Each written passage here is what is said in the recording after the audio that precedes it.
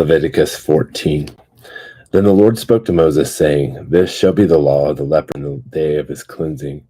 Now he shall be brought to the priest, and the priest shall go out to the outside of the camp. Thus the priest shall look, and if the infection of leprosy has been healed in the leper, then the priest shall give orders to take 2 live clean birds and cedar wood and a scarlet string and hyssop for the one who is to be cleansed. The priest shall also give orders to slay the one bird in an earthenware vessel over running water.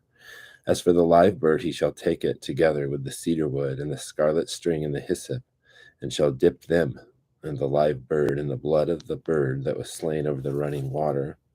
He shall then sprinkle 7 times the one who is to be cleansed from the leprosy, and shall pronounce him clean, and shall let the live bird go free over the open field. The one to be clean shall then wash his clothes and shave off all his hair and bathe in the water to be clean. Now afterward he may enter the camp, but he shall stay outside his tent for 7 days. And it will be on the 7th day that he shall shave off all of his hair. He shall shave his head and his beard and his eyebrows, even all his hair. He shall then wash his clothes and bathe his body in water and be clean. Now on the 8th day he is to take 2 male lambs without defect, and a yearling ewe lamb without defect, and 3/10 of an ephah of fine flour mixed with oil for a grain offering, and 1 log of oil. And the priest who pronounces him clean shall present the man to be cleansed in the aforesaid before the Lord at the doorway of the tent of meeting. Then the priest shall take the 1 male lamb and bring it for a guilt offering with the log of oil, and present them as a wave offering before the Lord. Next he shall slaughter the male lamb in the place where they slaughter the sin offering, and the burnt offering at the place of the sanctuary. For the guilt offering, like the sin offering, belongs to the priest. It is most holy. The priest shall then take some of the blood of the guilt offering, and the priest shall put it on the lobe of the right ear of the one to be cleansed, and on the thumb of his right hand, and on the big toe of his right foot. The priest shall also take some of the log of oil and pour it into his left palm. The priest shall then dip his right hand finger into the oil that is in his left palm, and with his finger sprinkle some of the oil 7 times before the Lord. And of the remaining oil which is in the palm, the priest shall put some of it on the right earlobe of the one to be cleansed, and on the thumb of his right hand, and on the big toe of his right foot, on the blood of the guilt offering. Well, the rest of the oil that is in the priest's palm he shall put on the head of the one to be cleansed. So the priest shall make atonement on his behalf before the Lord. The priest shall next offer the sin offering and make atonement for the one to be cleansed from his uncleanness. Then afterward he shall slaughter the burnt offering, and the priest shall offer up the burnt offering and the grain offering on the altar. Thus the priest shall make atonement for him, and he shall be clean. But if he is poor and his means are insufficient, then he is to take 1 male lamb for a guilt offering as a wave offering to make atonement for him, and 1/10 of an ephah of fine flour mixed with oil for a grain offering, and a log of oil, and 2 turtle doves or 2 young pigeons, which are within his means. The one shall be a sin offering, and the other a burnt offering. Then the 8th day he shall bring them for his cleansing to the priest at the doorway of the tent of meeting before the Lord. And the priest shall take the lamb of the guilt offering and the log of oil, and the priest shall offer them for a wave offering before the Lord. Next he shall slaughter the lamb of the guilt offering, and the priest is to take some of the blood of the guilt offering and put it on the lobe of the right ear of the one to be cleansed, and on the thumb of his right hand, and on the big toe of his right foot.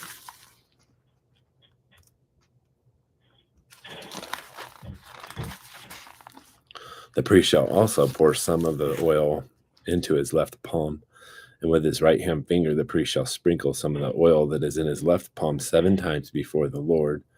The priest shall then put some of the oil that is in his palm on the lobe of the right ear of the one to be cleansed, and on the thumb of his right hand, and on the big toe of his right foot, on the place of the blood of the guilt offering.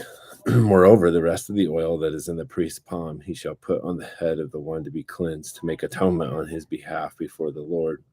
He shall then offer one of the turtle doves or young pigeons, which are within his means. He shall offer that what he can afford, the one for a sin offering, the other for a burnt offering, together with the grain offering. So the priest shall make atonement for the Lord on behalf of the one to be cleansed. This is the law for him in whom there is an infection of leprosy, whose means are limited for his cleansing. The Lord further spoke to Moses and to Aaron, saying, When you enter the land of Canaan, which I give you for a possession, I put a mark of leprosy on a house in the land of your possession. Then the one who owns the house shall come and tell the priest, saying, Something like a mark of leprosy has become visible to me in the house. The priest shall then order that they empty the house before the priest goes in to look at the mark, so that everything in the house need not become unclean, and afterward the priest shall go in and look at the house. So he shall look at the mark, and if the mark on the walls of the house has a greenish or reddish depressions, and appears deeper than the surface, then the priest shall come out of the house to the doorway and quarantine the house for 7 days. And the priest shall return on the 7th day and make an inspection. If the mark is indeed spread in the walls of the house, then the priest shall order them to tear out the stones with the mark in them and throw them away at an unclean place outside the city. And he shall have the house scraped all around inside, and they shall dump the plaster that they scrape off at an unclean place outside the city.